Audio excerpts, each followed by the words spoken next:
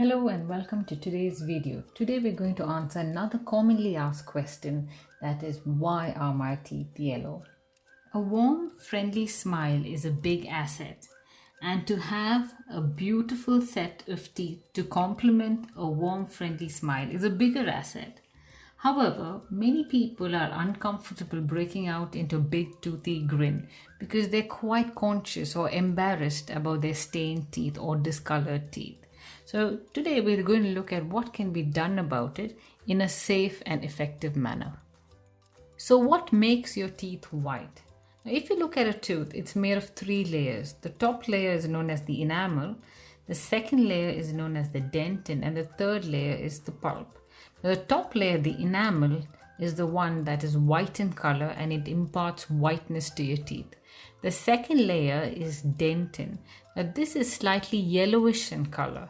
Now, if you lose too much of enamel, that's the top layer, the underlying layer, the dentin, begins to show through. So, as a person ages and the enamel thins out or wears out, the underlying layer shows through. Hence, because of age, you can expect a slight yellowing of the teeth. That's because the second layer of the tooth is actually showing through. In short, if your enamel is nice and healthy and has adequate thickness, then the whiter your teeth will appear. Stains are broadly classified into two categories. One is intrinsic stains and the other is extrinsic stains. Intrinsic stains are those that are located within the tooth structure. They can develop during the tooth formation stage. Now, extrinsic stains are those that result from accumulation of certain substances on top of the tooth. That is, substances that impart color, which is also known as chromatogenic substances. So let's look at the causes of discoloration. Number one is smoking. Tar and nicotine present in cigarettes can leave residual stains on the teeth, and the color can vary from yellow to deep brown and sometimes even black. Now, the longer a person smokes, the more challenging it is to bring the color back to the original color.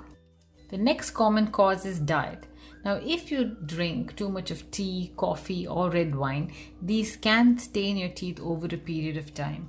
Even foods such as berries, turmeric curries, beetroot, etc. can stain your teeth. The next cause is poor oral hygiene. Now, if you've got poor oral hygiene, there can be plaque deposits on your teeth, and plaque attracts stains. It also attracts bacteria, and some bacteria can be chromogenic bacteria, that is, bacteria that impart color, and you can see stains like green or orange stains on your teeth because of that. The next cause is caries.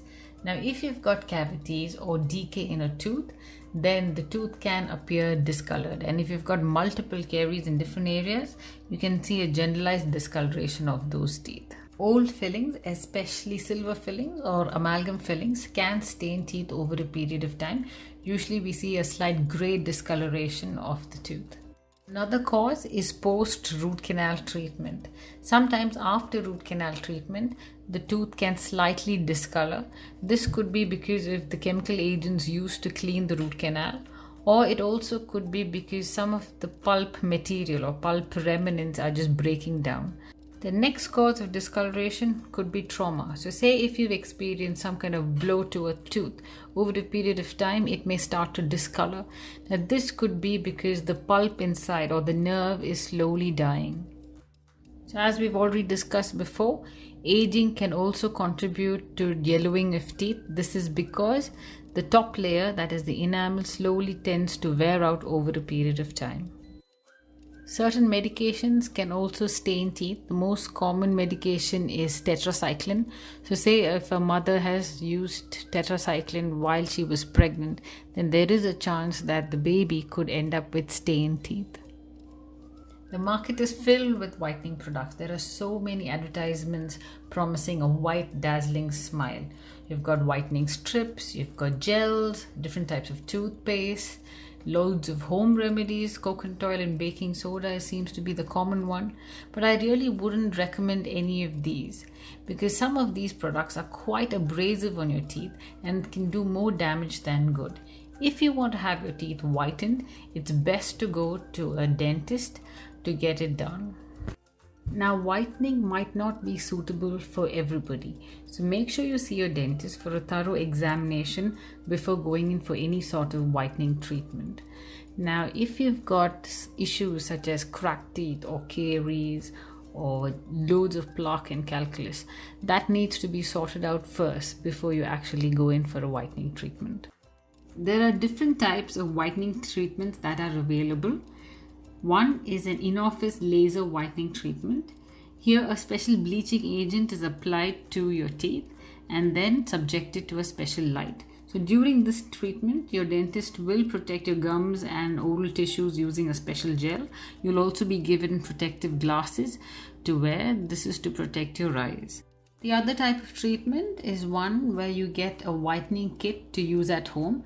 You will also be provided with a custom-made tray which fits only you. Your dentist will give you advice on how to use it and how long to use it for. The length or the duration of treatment depends on the type of shade you're trying to achieve. The next question is, how white should my teeth really be? Very often I come across patients overdoing the whitening treatment and they end up with teeth that look quite fake. It usually picks up a slight bluish tinge and it doesn't look aesthetic.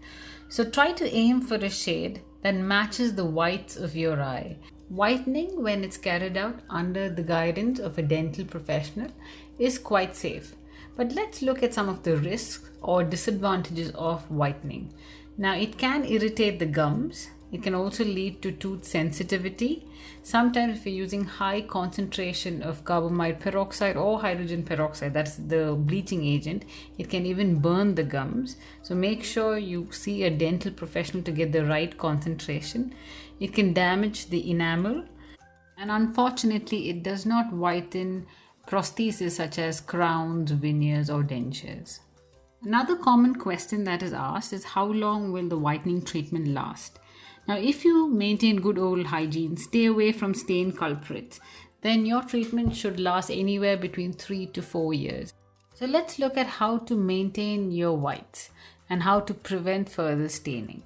Number one is to avoid stain-causing foods. Now, these could be tea, coffee, berries, curry, etc. Now, it can be quite a challenge to totally avoid such foods, but make sure you limit it. And when you consume such foods, rinse your mouth with water. Try and rinse your mouth after every meal or every drink, and this will prevent further staining. Maintain good oral hygiene. Use mouthwash on a regular basis. Make sure you visit your dentist regularly. And if you smoke, this is a good time to quit smoking. So now, if you've decided to whiten your teeth, your dentist may ask you to go on a whitening diet. This may be either for 10 days or 2 weeks, depending on your need. So in the next video, we're going to discuss on what you can eat and what foods need to be avoided for best whitening results. See you in the next video.